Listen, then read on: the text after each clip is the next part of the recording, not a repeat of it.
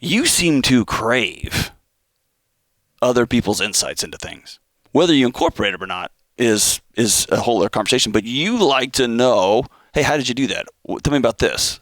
Like, why are you thinking that way? If you think I'm wrong, argue with me. Yeah. I relish that. That is for someone who's achieved your success, that is a freakishly rare thing. What drives that? I don't want to make mistakes anymore. I don't want to mess that up. I don't want to mess this up. I want to know how this works. And you said something. I'm the guy that takes I was the kid that took the radio, or I took my dad had a junk lawnmower, and I took every bolt out of it and took the engine apart to learn how the engine worked. I had to know, and I don't know why that was. And the next door neighbor was mean, and he's like, "You want to learn how a spark plug works?" Oh man! And he said, "Here, hold this," and he pulled the lawnmower through and knocked me. I fell backward, knocked me back. That's a hard shock right there. It's worse than a light socket. But but I'll never touch spark plug wire again. Nope. And I was 10. You'll never listen to a neighbor either. Yeah, I never listen to that guy again about anything. Here, pull my finger. Right. But it seems like the idea that I have to know how it works, and this Enneagram stuff everybody's studying, I am the quintessential 8, and 8 is a challenger, and I get intimacy by arguing. I enjoy that. And so Rachel and I just, for sport, argue. We're the worst, the two of us. We do it on the air, and we do it at the Easter table last Sunday, and so, the rest of them are all just watching, and it's just like, would you shoot? You're just, and you don't know, you're just a conspiracy theory girl, and come on. So, it's just, her and her conspiracy theories. But I get intimacy from that. It's a rare thing. I'm not mad. I'm just inquisitive. Yeah. But sometimes people take that conflict process that I use to get information as anger and like we're going to lose relationship or something over it. No, I don't lose relationship. That actually increases it. Gotcha. I wish you could. So one of the great relational turns I always want couples to make is going from judgment to curiosity. When he said that thing, before you bite his head off, stop and don't judge it and say, hey, tell me what you meant by that. Or vice versa, right? You responded to that text from that woman before I go off the handle, tell me about it, right? Or, okay, I want to have this kind of date. Before you freak out and call your friend, if you could write that book, Dave, I'm telling you, man, people cannot. It's a rare thing to enter into, especially when you quote unquote have made it, right? To say, tell me about that, instead of just impose will. And that's a thing that I love working with you. I had Art Linkletter on the air. He was here in person before he passed away. Inordinately successful in like 3 different fields. People knew him from, he was a contemporary of Walt Disney. Walt Disney was one of his personal friends. And he's telling stories on the air, and I was just enamored. And he was 88 years old when he was here. And he did 78 speaking engagements that year. I'm like, why? Why? He goes, well, when you stop learning and growing, you are dead.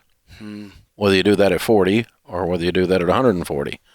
But he said you might as well stay engaged because there's all kinds of aging data on the brain that says that it is a muscle and it atrophies when you don't use it. And he said, I'm doing 78 speaking engagements and I'm writing another book this year. And he's 88 years old. And he didn't need to financially. He didn't need to from a notoriety standpoint. He was an icon at that point. But it was just to stay engaged and just to continue to grow, because if you're not growing, you're dying. So there's that. Yeah, I think that's one of the greatest things one of the greatest gifts you can bestow upon yourself and those around you is that constant, tell me how that works. Let's take that apart. Yeah. How's that lawnmower work? How does that work? How's that lawnmower work? Here, hold the spark plug. So what makes you a good dad? I don't know, it's a different question. You got grown kids versus little kids. I got an 11-year-old and a 6-year-old. What makes a good dad or made me one? You, yeah. Well, I was not a great dad. I was a good dad, and and I got substantially better in time, just in time before the formative years were completely gone and before teenagers needed to be executed. And so we laughingly say our kids turned out because of the nurturing of their mother and the fear of their father. But that, obviously they were not afraid all the time, quaking in their boots from me. But we had, Sharon and I both gave them very firm boundaries. Okay. We did not want to be disciplinarians to the point that you create Stepford children. My friend Andy Andrews says you want to raise children who become good adults. You don't want to raise good kids. So you're playing a long game. Mm-hmm. And so that, and that affects how, if you let them, oh yeah, step over there, you don't do it. I'm gonna let you, and there, see there it hurt, didn't it? Grab a spark plug wire, right? And so you learn those lessons permanently when you do that. But you give them enough rope to find it, but not so much rope that they can be permanently damaged and harmed. And but they had real firm boundaries. Our kids, but they weren't. There's always the kids, and I guess there's a spectrum in the neighborhood. We had you have the hippie parents, I call them, and the kids just run wild. Right. It's anarchy. Like the two little boys on, what's the wonderful NASCAR thing with Will? Ricky Bobby. Ricky. Yeah. Those two boys, those two kids, that's the anarchy kids, right? Anarchy! And so until grandma comes in and puts some, and sets them straight. That's kind of how I grew up, so, but the parents that don't believe in giving their children any boundaries, and so they raise animals, not humans, not adults. And then there's the parents who put so many boundaries and they make all their decisions for them that the children develop no critical thinking skills. And they can't make a decision, a moral decision in the moment. They can't make a physical harm decision in the moment because they've never made any decisions ever. And that's the Stepford, I call them Stepford children. Oh, I'm thinking of the graduate student parents who would call and ask for homework assignments, and it's like, your kid's 25. Like, what are you doing? Well, we have them call here when their 28-year-old is interviewing, and they want to talk to HR, and we're like, well, I think we settled that. We're pretty much not hiring this one. Whoa. Helicopter mother. Oh my God, woman. And so, there's that. They do everything for them. One of my friends is a counselor, called them lawnmower parents. They not only helicopter for them, but they mow out the so they got a clear path so they can walk right straight through. And they don't have any muscle structure or any bone structure in their character to make a decision with. But they also weren't allowed to just run loose. And so there were consequences and moral things as believers, as Christians, that we demanded. Right. You're not going to do this. Right. And they were physically afraid of violating those boundaries. Yeah. So what would you go back and do different? I would have been more affirming. I don't mind being tough, but I would have been more affirming. What does that mean? I just would have spent more time, more hugs. I did plenty of hugs.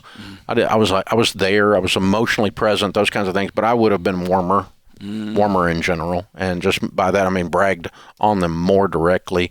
I did that later as I found it. But, I mean, it would have been like one of our granddaughter's birthday, one of Rachel's daughter's birthday. And we did the happy birthday on Easter.